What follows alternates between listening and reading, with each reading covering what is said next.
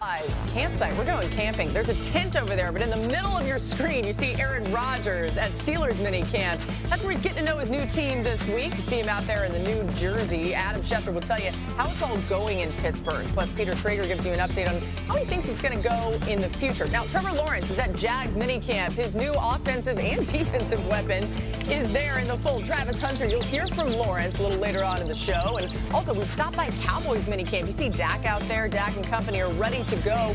You're going to hear from him on how the receivers are doing and a little bit more on how this is actually great for CeeDee Lamb. Makes a lot of sense.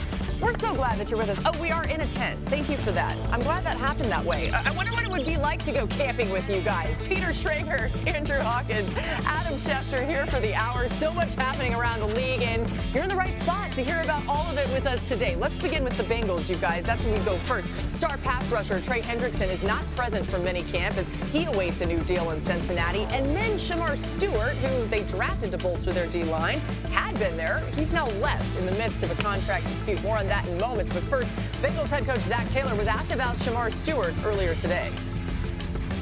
I think for all the rookies, you'd like them to be on the field, but certainly there's things that happen over the course of an NFL career, and this is one of them right now. So he's been in the meetings. He's been positive in that way. He's been learning. He's been a good learner, and we look forward to getting him back on the field quickly. There's education that happens with all the rookies that we do our best to educate them.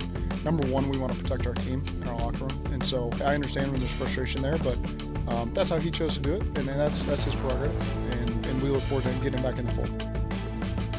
I know every head coach in the NFL has to talk about contract stuff, but I feel like Zach Taylor's had to do more of it than the other coaches. He's gotten really good at it. Adam, what more can you tell us about Shamar Stewart's contract talks? Well, this is an unusual situation. It should not be difficult to get a deal done with a rookie first-round draft pick, and yet in this particular case, for various reasons, it is. We start out with the fact that the Bengals are trying to get language that they haven't had in their contracts before that other teams have used that would void guarantees if essentially he got cut at some point during his career. Also, Shamar Stewart has hesitated and refused to sign an injury waiver, which most rookies just go out and sign, that protects them in the event of injury at a minicamp. So he hasn't signed the waiver. They've asked for language that other teams have used that they haven't used before, and it's led to a situation where today Shamar Stewart removed himself from mandatory minicamp when some would have wondered why he was even there to begin with, being that he hadn't signed his contract or signed the waiver. And so this whole situation has gotten more and more muddled as it has gone along and shows no signs of ending soon, despite the fact that it should be relatively simple to sign a first-round draft pick. Yeah, to just add on to what Adam's saying, he's spot on. Look, they had a draft pick 18th overall and 28th overall the last 2 years. Those guys didn't have this language in their contract. That's the real point here. The other issue is, hey, if Jamar Chase doesn't have this language and he signed a deal, and T. Higgins doesn't have this language and he just signed a deal with you guys as recent as March, why should Shamar have to sign that deal in June? Last but not least, Trey Hendrickson is still going and is not there, and the Shamar Stewart team is watching that closely. Hey, if you do figure out a new deal for Trey Hendrickson and you do include that language, well, we'll be open to sign with the new language, but why should Shamar Stewart, and this is from the player side, why should he be the guinea pig in all this and be the first person in Bengals franchise history to have to sign this deal when there were deals done as recent as March with some mega stars? Yeah, it's an interesting conundrum, and I'm glad you illustrated all that, Peter. Hawk, let's talk about the way that Cincinnati's front office has prioritized contracts so far this offseason. What do you think about it? Yeah, I think it puts a lot of pressure on the organization, and it is such a trickle-down effect. And not just the organization. Look, they made the decision to bring in Higgins and Chase on really big deals. They typically don't pay two wide receivers those amounts of money, but they're trying to keep their quarterback and Joe Burrow happy. So I do think for him, it puts a little pressure there as well, and that's where the trickle-down happens. Because they make that decision, it makes it a little tougher for the Trey Hendrickson situation, and then Shamar Stewart, who they draft, which is a part of probably their insurance policy on Trey Hendrickson. Now that's muddy. So it will be interesting heading into the season because this is a distraction. It shouldn't be. And if it lingers in the training camp for Cincinnati, a smaller market, to have the national headlines be something like this permeate throughout the locker room, you hope that it doesn't have any hangover into when the real games start being played. Yeah, some of the numbers you just saw on the screen there illustrated just how great that Bengals offense was. We know about that. It was a championship-level offense. The defense, though, however, certainly the priority or should be going forward. The Bengals allowed 35 points 5 times last season. You're not going to win games that way. All right, time now for some top stories. Adam Schefter, what's going on with TJ Watt?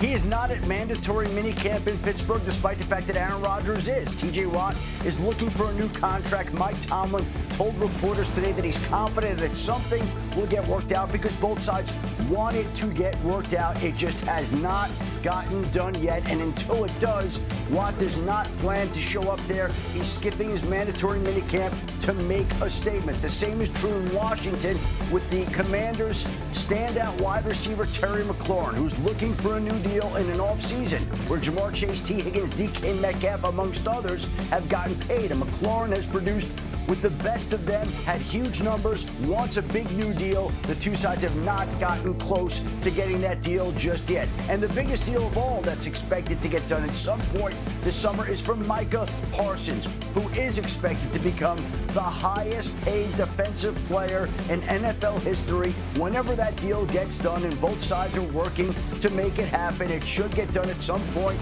this summer, and it will be a record-setting deal, and it will give the Dallas Cowboys the highest paid player in NFL history in Dak Prescott and the highest paid defensive player in NFL history in Micah Parsons. You saw Jerry Jones talking to Micah Parsons out there at minicamp. Wonder what they were talking about. Let's go to Dallas now for Cowboys minicamp.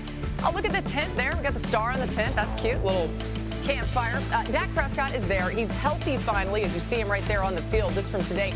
Now with another star receiver across from CeeDee Lamb, the George Pickens edition with the new head coach Brian Schottenheimer figures to bolster this offense. Here's more from Dak on the receivers.